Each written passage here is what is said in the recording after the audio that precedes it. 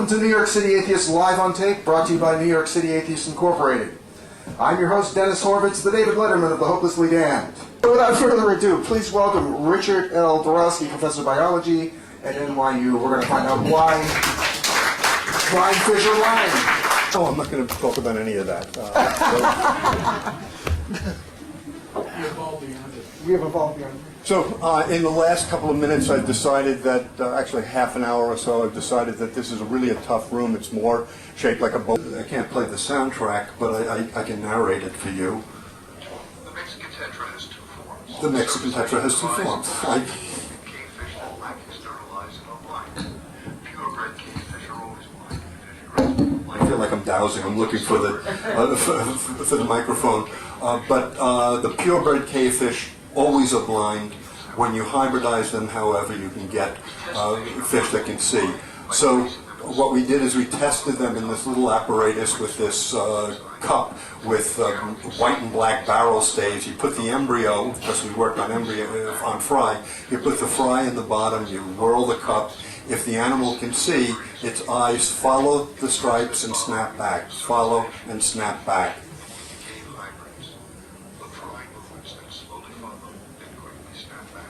So this is a surface fish, a very small fish, big eyes. You can see them flicking, and in this bubble and in the shadow on the bottom you can see the movement flicks. This is a cavefish with small eyes, and you can see the bubble is, the reflection in the bubble is turning. The eyes aren't moving at all. It's already blind.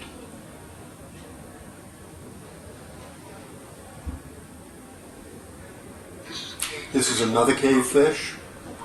You can see the movement over there, but the eyes aren't moving. So he's blind. And then I'm going to show a hybrid between those two cavefish forms, and you'll notice that the eye spots are much larger. So eye spots are larger, and you can see them flicking as the surface fish eyes flick.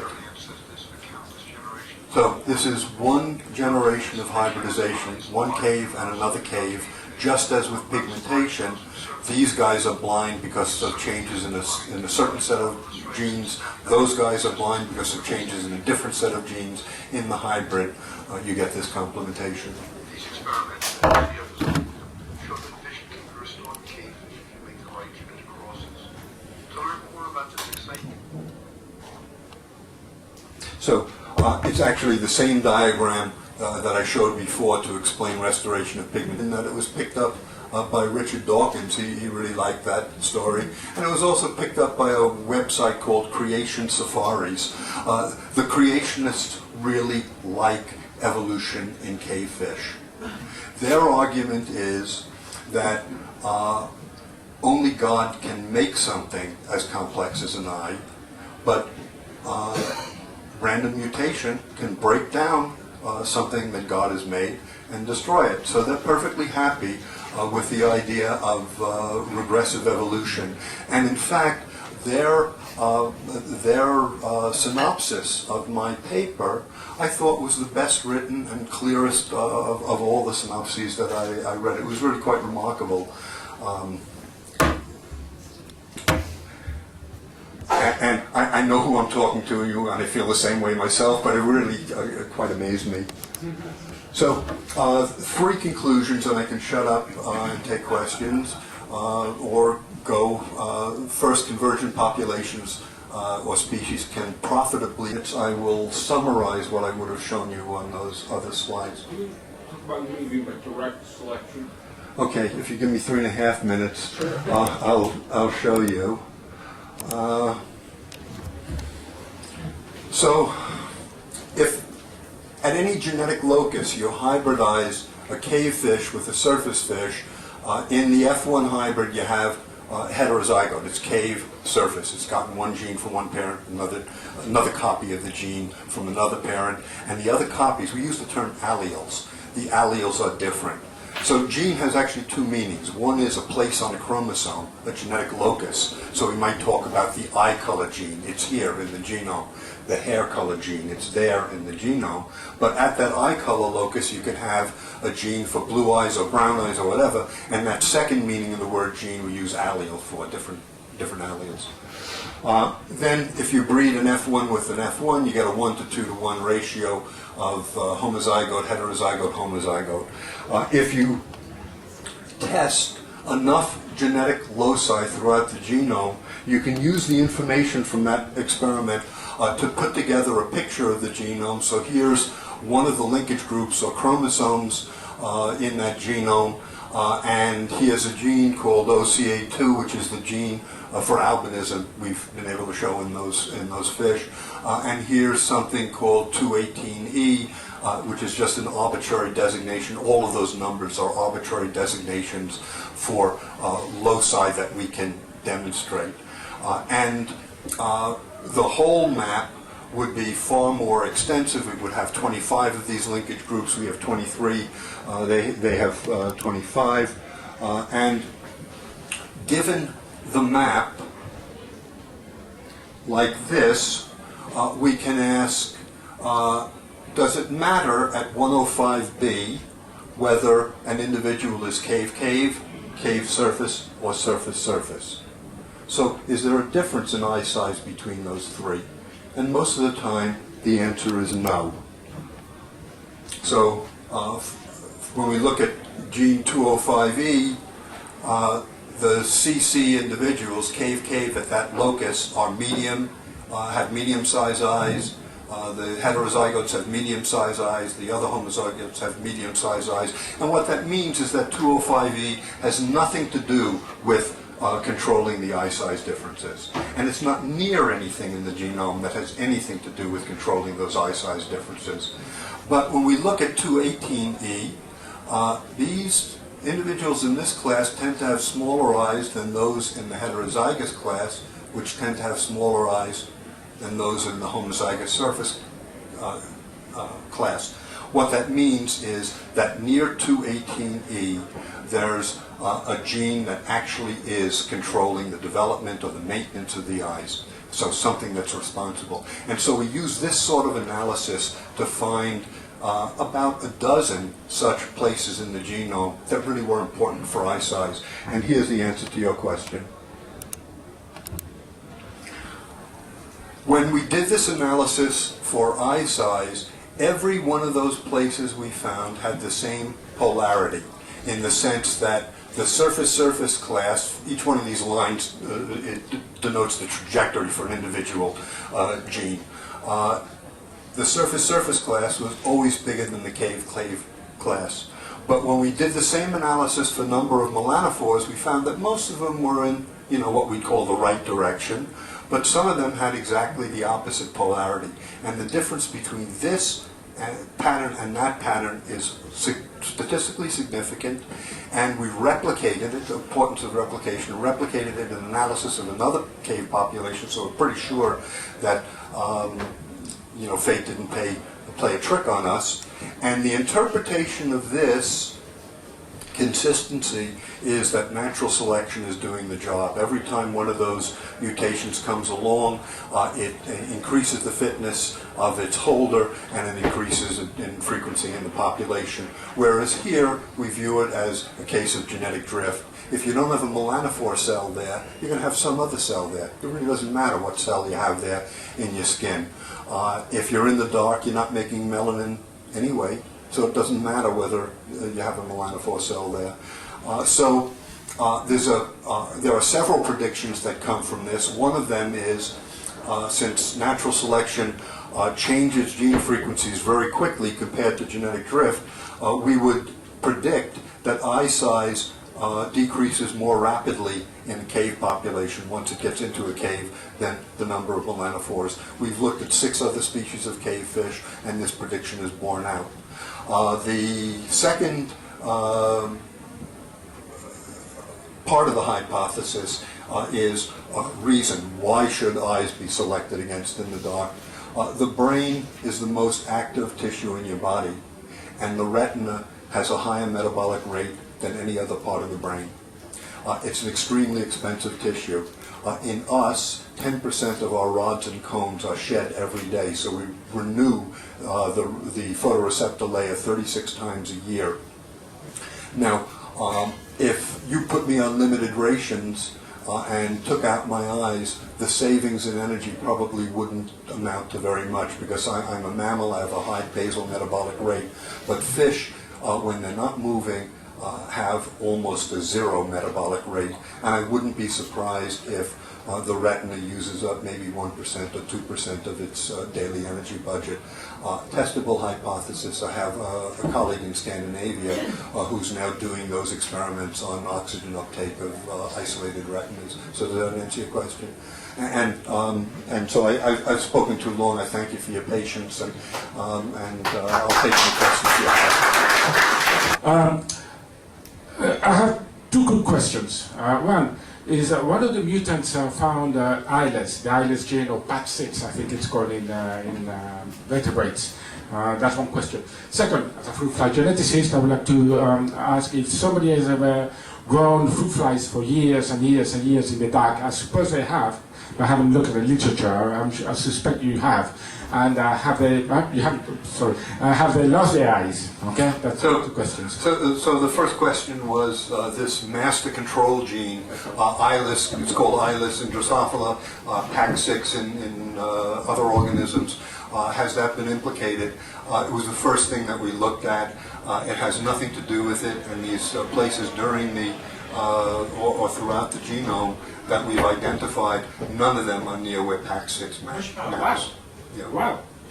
So, first question. Second question, I don't know about experiments looking for eyeless condition or inducing eyeless condition in Drosophila in the dark. Eric, I'll take it. It would be a great thing to do. Eric, I'll take it. One of the problems with doing an experiment like that is it takes 10 or 12 years, and you have to be publishing a couple of papers every year, and so that's something you do in your basement or not in your laboratory. Sorry. Yes, is this working yet? What does this all mean to us ordinary people? I mean, how does it affect us humans? What does it mean to us? Why should we pay attention to this? Especially if creationists say God created the earth, and we atheists want to be able to say, well, we have important evolutionary evidence that maybe it's not so. Well, I'm not working for NYC Atheists, and this is not my main consideration. I find creationists extremely irritating, and I've had requests for information from them. Stephen Jay Gould, before he died, I asked him about this. He says, just don't even deal with these guys. There's absolutely nothing you can say, and I think there is nothing that you can say that will convert them. They've been converted. To me, the most amazing thing is that with probably 5,000 religions on the surface of the earth, how people can believe they have the great luck to be born into the one true religion. So that's a different story. In terms of intellectual excitement, I think that's fun.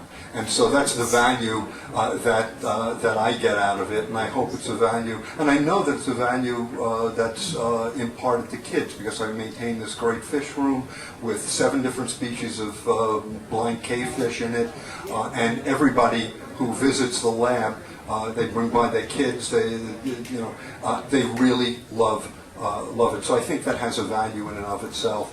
And I don't have to actually listen to atheists' interpretation of it.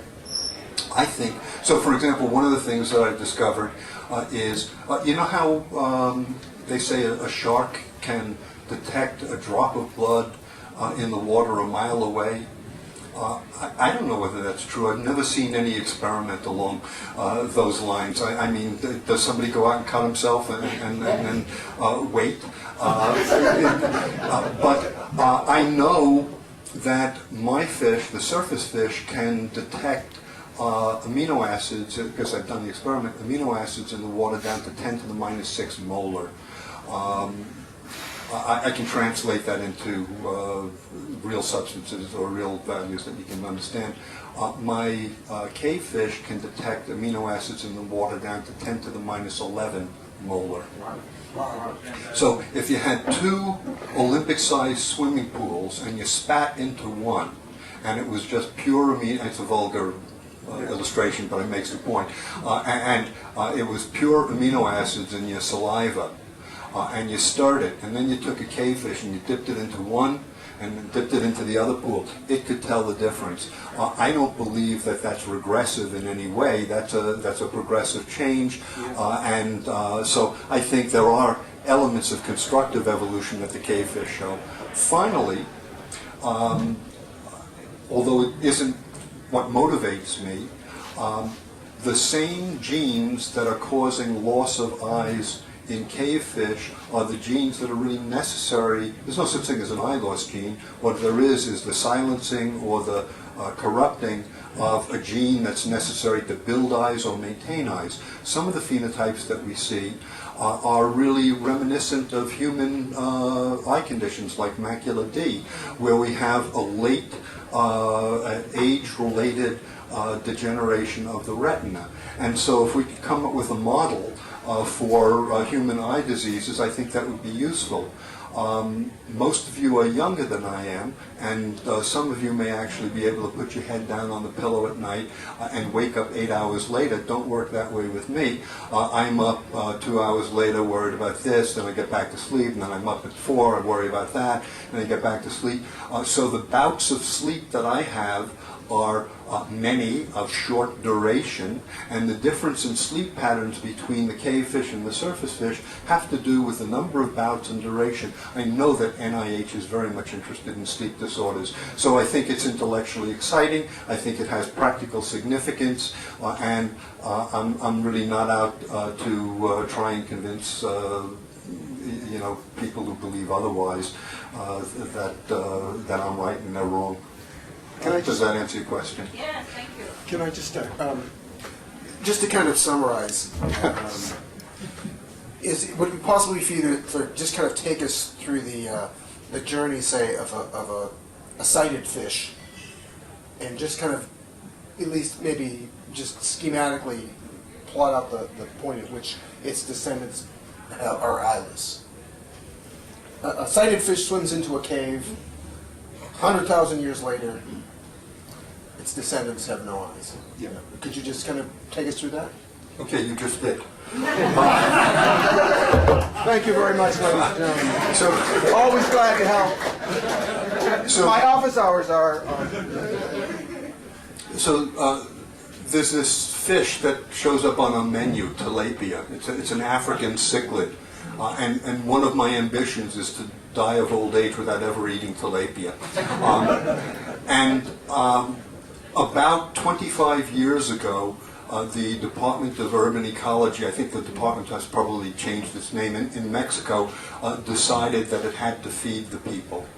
And what it did is it got large quantities of these tilapia fish and dumped them into streams and rivers all over Mexico. Amusingly enough, the fisheries department of the same government recognized that this was a form of pollution and would go out to these same streams and kill all the fish there to get rid of the tilapia. But the tilapia won. When I go into caves now, I find tilapia in the cave. That really means that if there's a cave and if there's a fish on the surface, within a short amount of time, that fish gets washed underground where either it can't survive or it can survive. If it can survive, then the population is maintained there. It's a radically different environment, and I really don't know the answer to the question, does it take 10,000 years, 100,000 years, a million years? I know it can't take 5 million years because the fish got into this area from South America only about 2.2 million years. I know that the process has run its course in all of these separate different populations. So if I imagined that it took a long time, it took these 2 million years in order to reach this end state, I would predict that I would go into one cave and they wouldn't be halfway there, and another one they'd be very much there, and it would be all over the map, but it's not over the map, so I'm guessing that it takes a short time. That wasn't short for the answer, but does that answer it? That's fine. I'm just gonna, yes. The question. Can I ask you a question about plasticity? Presumably, once you get a loss of visual input into the brain, there are parts of the brain that are innervated normally by visual input that aren't anymore. Are those parts of the brain reprogrammed or used for anything else, or do we know yet? Yeah, the optic nerve is smaller. The optic tectum is a little bit smaller. Nobody has done any electrophysiology that could tell you, because they're fish, that could tell you whether other senses are taking over. But that hypothesis actually dates back over 100 years to people who are just starting to think about that. Okay. I think in the beginning of the talk you said that the sightless fish and the sighted fish, the surface fish, diverged a few million years ago. I'm sorry, I didn't hear that. I thought you said that the sighted fish, the surface fish, and the cave fish diverged a few million years ago. Yes. I don't know whether I said that. There are two stocks, and they seem to have diverged 6.7 million years ago. And I think that divergence between those two stocks probably occurred when they were in South America. One of those stocks gave rise to some of the cave fish, the other stock gave rise to the other I cave got fish. the impression that divergence over that amount of time meant they were different species and therefore could no longer mate and could no longer produce offspring. Yeah. The question was, are we dealing with one species or more than one species? I've referred to it as one species. Actually, probably it's two species. The old stock and the new stock are different. But how can they hybridize then? How can they mate? I thought that definition of the species that they couldn't mate. Yeah, that's actually wrong. Different species can mate with one another. It depends upon the group. With fishes, even things more distantly related than that can mate. I see abnormalities in the hybrids between stocks that are the two species. One of the abnormalities is that I look into the fish tank that may have 100 fish that came from a mating, and they're all female. So the sex ratio, the sex determination mechanism isn't working quite properly there. It's actually difficult for me to find males so that I can make an F2. The other thing is we've been looking at sperm motility, and we found that hybrids between different cave populations that probably are from these different stocks, and probably different species, the sperm has lower motility, so they're really less fertile. Can you just tell me how the creationist critique was so clear and how it was so good, I guess? I don't know if it was good. We said the creationist critique of your paper was very good. I mean, they wrote a very clear, I mean, they may be stupid, but they're not stupid. And they wrote a very clear summary of what I had written. That diluted. That's true. Yes. That's stupid. Yes. Hi. I would like to know how in the world do you tell that a fish with no eyes is sleeping? You hear it snoring. There are in organisms where you can't do the electrophysiology, like in fish, you have to look at the behavior. And there are two tests that we've done. One is we keep them moving all night long, jiggling the tank in which they are. And when we do that, they sleep more the next day. That's called sleep rebound. If you keep me up at night, I'm going to sleep more when I next have a chance. The second thing is, when I'm asleep, I'm not listening as carefully or monitoring the environment as carefully. My thresholds for arousal are very much increased. And we can, by a simple assay of tapping